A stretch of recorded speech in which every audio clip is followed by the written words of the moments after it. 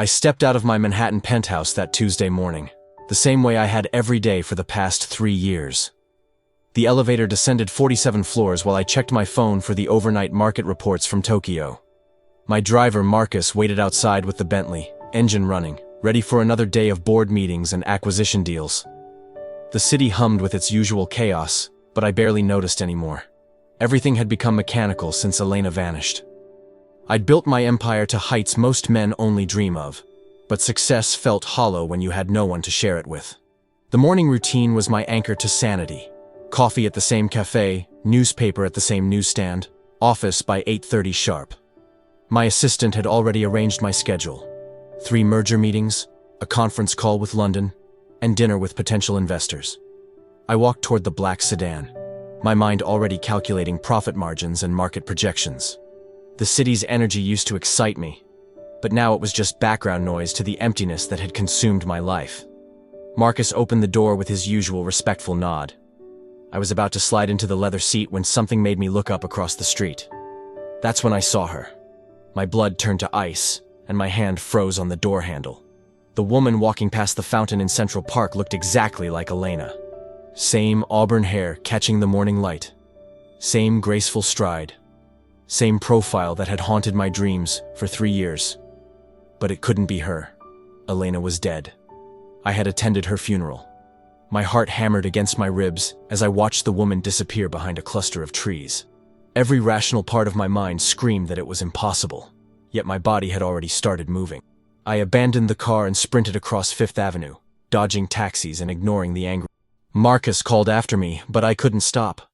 The woman was walking toward the Bethesda fountain, and I had to catch up before she vanished like a mirage.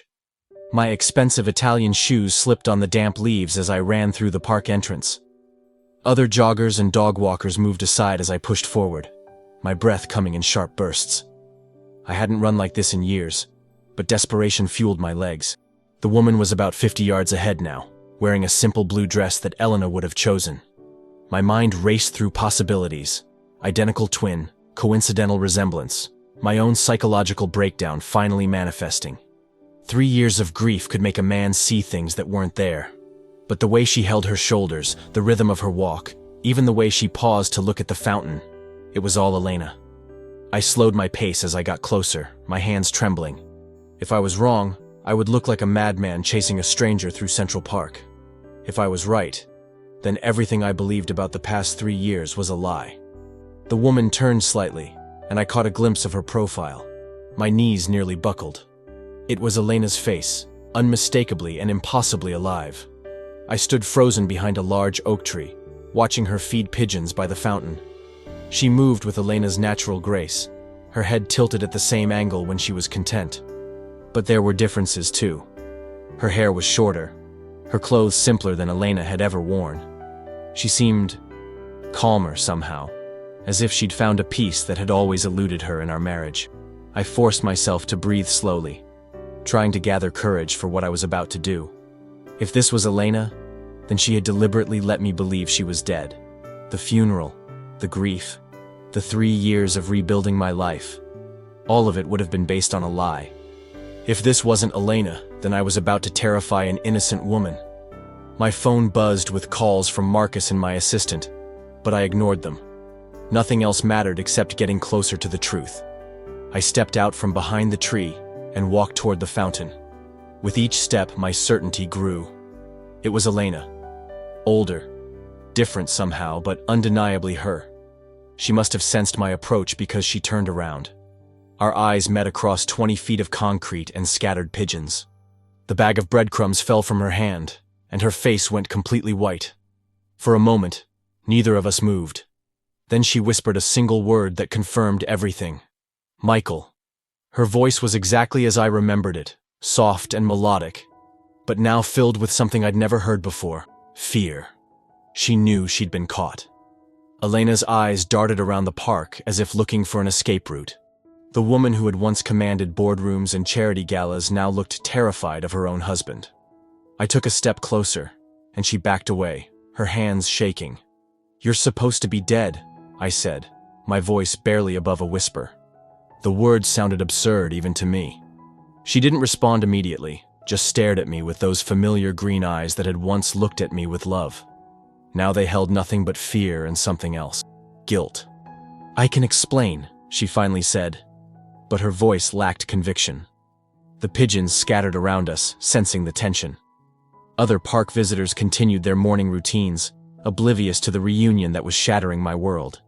I felt dizzy, as if the ground beneath me was shifting. "Explain what, Elena? Explain how you faked your own death? Explain why you let me bury an empty coffin? Explain why you've been alive for 3 years while I've been dying inside?" My voice was rising, and a jogger glanced over curiously. Elena looked around nervously. "Not here," she said urgently.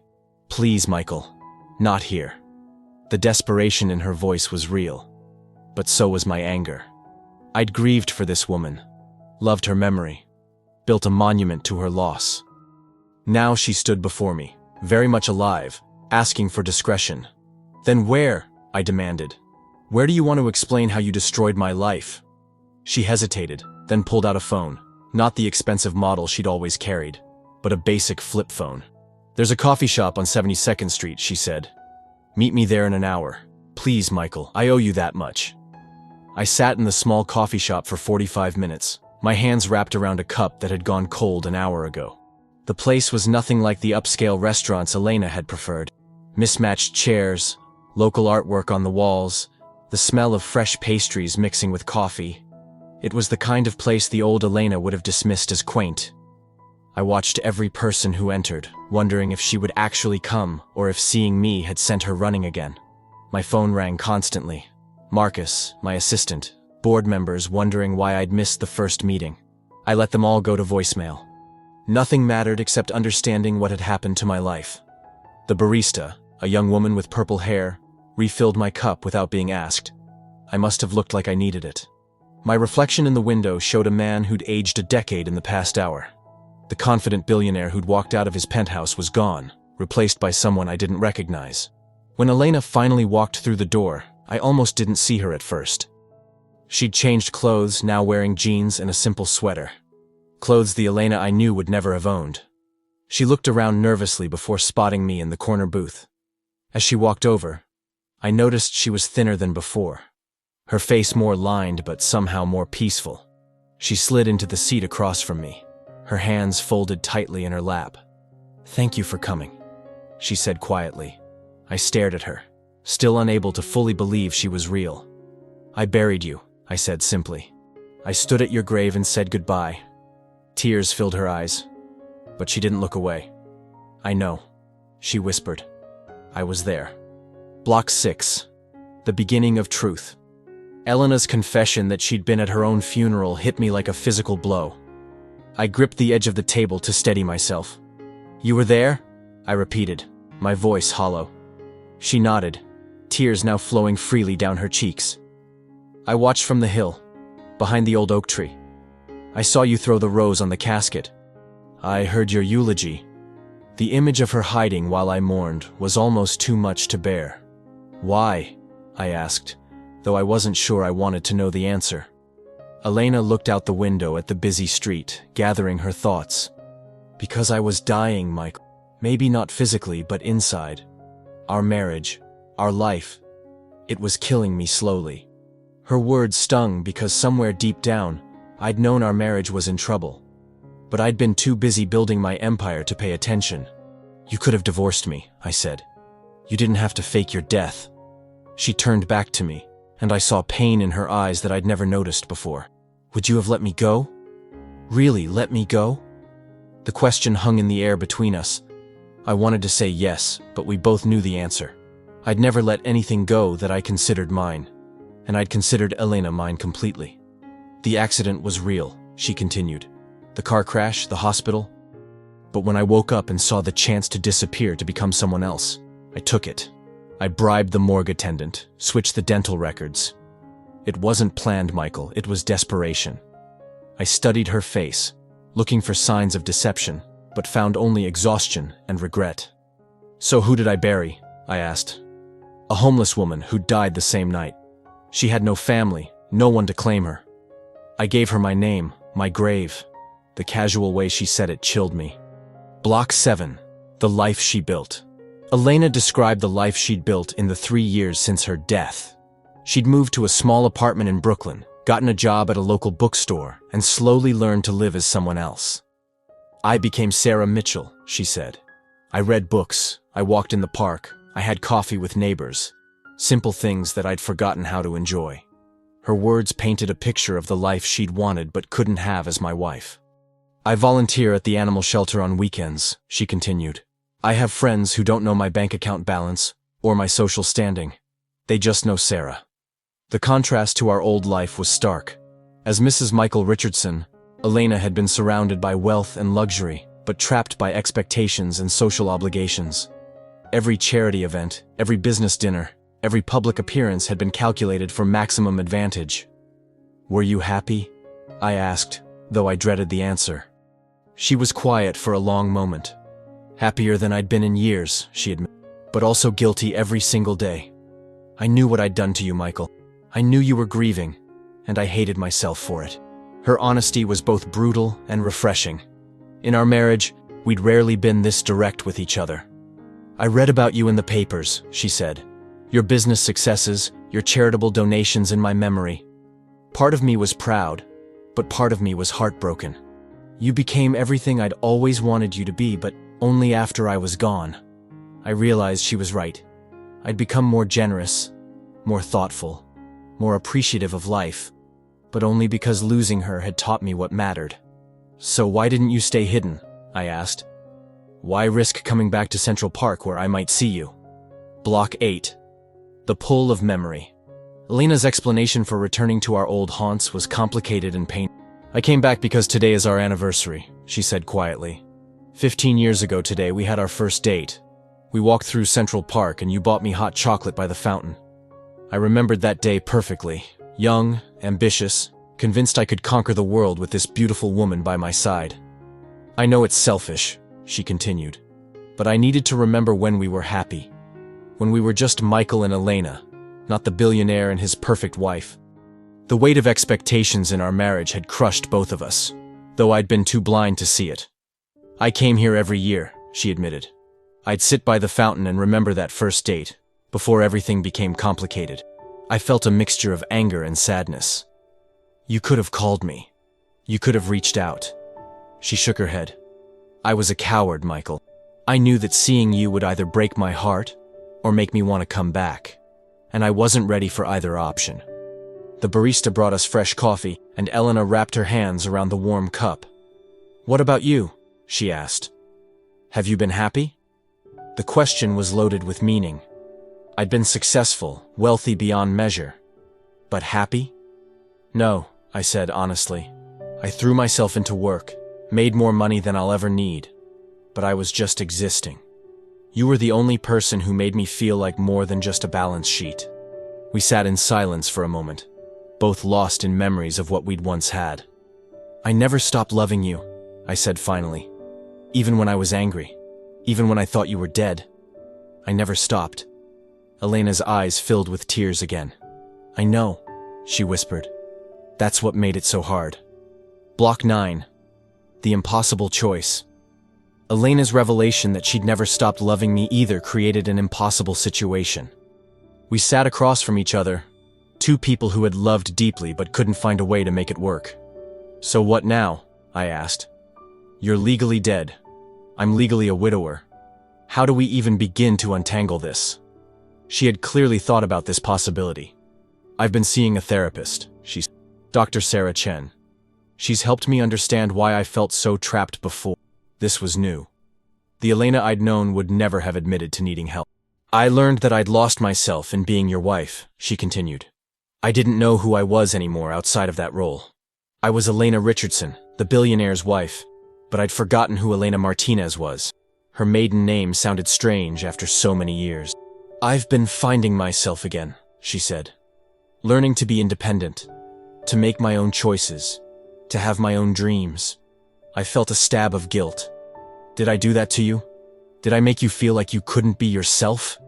She reached across the table and touched my hand briefly. We did it to each other, Michael. You became so focused on success that you forgot about us. and I became so focused on being perfect that I forgot about me. The honesty was painful but necessary. I've been in therapy too. After you died, I realized I'd been living my life all wrong. I started a foundation in your name, began giving money away instead of just accumulating it. She smiled sadly. I read about the Elena Richardson Foundation. It's beautiful work, Michael. You're helping so many people. The irony wasn't lost on either of us. We'd both become better people apart than we'd been together. Block 10. The investigation. Elena's story, while emotionally convincing, raised legal questions that couldn't be ignored. There will be an investigation, I said. Insurance fraud, filing false death certificates, tax implications. This isn't just about us anymore. She nodded, having clearly considered this. I have a lawyer, she said. Rebecca Martinez. She's my cousin. She's been helping me figure out how to handle this if I ever decided to come back. The fact that she'd been planning for this possibility gave me hope. I'm willing to face whatever consequences there are, she continued. I've saved money from my job, enough to pay back the life insurance. I know I'll probably face criminal charges. Her acceptance of responsibility was something the old Elena might have struggled with. I won't let you face this alone, I said. I have the best lawyers in the city. They'll help us figure this out. But Elena shook her head. I need to do this myself, Michael. That's part of learning to be independent. I understood but didn't like it. My instinct was still to protect her, to use my resources to solve problems. At least let me help with the legal fees, I said. I have more money than I know what to do with. She smiled slightly. You always did try to solve everything with money. It was a gentle rebuke, but accurate. What about the media? I asked. When this comes out, it's going to be a circus. Dead billionaire's wife found alive. It'll be front-page news. Elena's face went pale. I hadn't thought about that, she admitted. I've been living quietly for 3 years. I don't know if I can handle that kind of attention again. This was the moment I realized how much she'd changed. The Elena I'd married would have thrived on the media attention, but Sarah Mitchell clearly preferred anonymity. Block 11. The media storm. As if summoned by our conversation, Elena's phone buzzed with a text message. Her face went white as she read it. What is it? I asked. She showed me the screen. We need to talk. I know who you are. Jeremy Walsh, New York Times. The inevitable had happened. Someone must have recognized us at the park, I said, or seen us together here. Elena looked terrified. I can't do this, Michael. I can't face reporters and cameras and questions. I felt the familiar urge to protect her, but I also understood her fear. We'll figure this out, I said. But first, we need to get you somewhere safe. She shook her head. I have to go back to my apartment. My cat is there, and I have plants to water. I can't just disappear again. The normalcy of her concerns, a cat, plants, struck me as both endearing and heartbreaking. Then I'm coming with you, I said. You're not facing this alone. Elena started to protest, but I cut her off. This is happening whether we're ready or not. The story is going to break, and when it does, you'll need protection from the media circus. As if on cue, my phone rang. It was Marcus, my driver. Sir, there are reporters outside your building. They're asking about Mrs. Richardson. The news was already spreading. I hung up and looked at Elena. It's starting, I said. We need to make a plan. Elena's hands were shaking as she gathered her purse. I never wanted this to happen, she said. I just wanted to live quietly. I understood her fear, but I also saw an opportunity. Maybe this is exactly what we need, I said. A chance to tell the truth, to control the narrative instead of letting others write it for us. Elena looked at me skeptically. You want to go public? I want to be honest, I said. For the first time in our relationship. Completely honest. Block 12. The decision. Elena's apartment in Brooklyn was a revelation. Small, cluttered with books, filled with plants and artwork from local artists. A large orange cat greeted us at the door, and Elena scooped him up protectively. This is Hemingway, she said. He's been my only companion for 2 years. The apartment was everything our Manhattan penthouse wasn't. Warm, lived in, personal. I could see Elena's personality in every corner, things I'd never noticed when she was surrounded by luxury. "This is your real life," I said, looking around. "This is who you became." She nodded, setting the cat down. "I know it's not much compared to what we had, but it's mine. Every piece of furniture, every book, every plant, I chose them because I wanted them, not because they looked good in a magazine." The distinction was important. Our old life had been curated for appearance, but this life was authentic. "I like it," I said, and meant it. "It feels like you." Elena made tea while I sat on her worn but comfortable couch. Outside, we could hear the city's noise, but inside, there was peace. "I need to ask you something," I said when she joined me. "If we could start over, if we could find a way to be together again but different this time, would you want that?" She was quiet for a long moment. "I've thought about it every day for 3 years," she said finally. "But Michael, we're not the same people. I'm not the woman you married, and you're not the man I left." I knew she was right. "Maybe that's good," I said. "Maybe the people we've become are better suited for each other." Elena smiled, the first genuine smile I'd seen from her. "Maybe," she agreed. "But if we try this, it has to be different. No more perfect image, no more pretending. Just us, whatever that means." I took her hand. "I'd like to find out." Block 13. The new beginning.